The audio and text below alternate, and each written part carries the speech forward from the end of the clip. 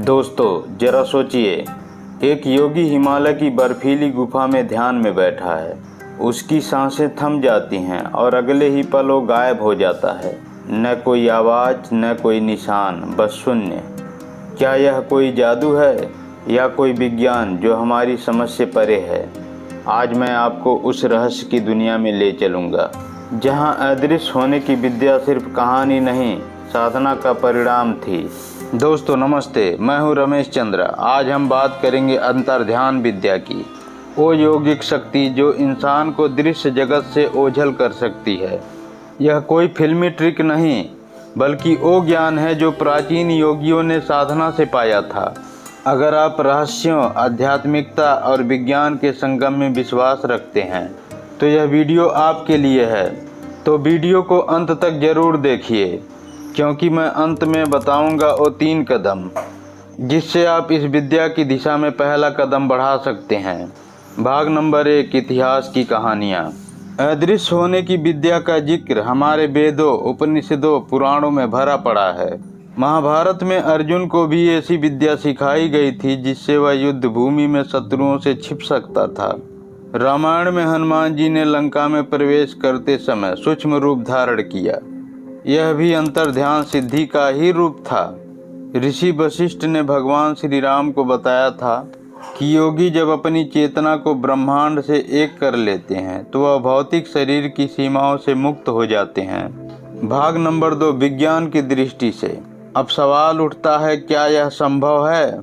Quantum physics कहती है दुनिया ऊर्जा और कंपन से बनी है। हर चीज एक फ्रीक्वेंसी पर वाइब्रेट करती है। अगर कोई अपनी ऊर्जा की तरंगों को विजुअल स्पेक्ट्रम से परे शिफ्ट कर दे तो वह अदृश्य दिखाई दे सकता है।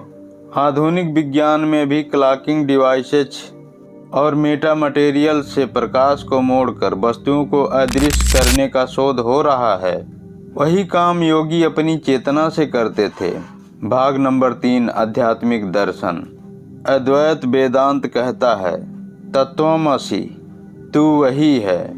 जब योगी यह अनुभव करता है कि वह और ब्रह्मांड एक है तो मैं और तू का भेद मिट जाता है, और जब भेद मिट जाता है तो दृश्य और अदृश्य का अंतर भी मिट जाता है। यही है अंतर्ध्यान विद्या की चरम अवस्था, जहाँ चेतना शरीर से परे जाती है। हिमालय की एक गुफा में एक वृद्ध योगी रहते थे। गोरक्षनाथ परंपरा के साधक थे। कहा जाता है कि एक बार कुछ सैनिक उन्हें पकड़ने आए। वे ध्यान में लीन थे। सैनिकों ने गुफा में चारों ओर खोजा, पर योगी कहीं नहीं मिले। और जब वे बाहर निकले तो योगी शांत मुद्रा में फिर से उसी स्थान पर प्रकट हुए। उन्होंने कहा, मैं कहीं गया नहीं, बस मैंने खुद को तुम्हारी दृष्टि से हटा लिया। यह कोई चमत्कार नहीं था, बल्कि उनके मन और प्राण पर नियंत्रण का परिणाम था। उन्होंने समझाया था कि वास्तविक वही नहीं जो हम देखते हैं, बल्कि वो जो हम महसूस करते हैं। अगर आपको लगता है कि ये सिर्फ कहानी है तो एक बार रोज 10 मिनट ध्यान में बैठिए। अपनी सांसों को महसूस कीजिए। धीरे धीरे आप समझेंगे अदृश्य होना बाहर नहीं, अंदर की यात्रा है।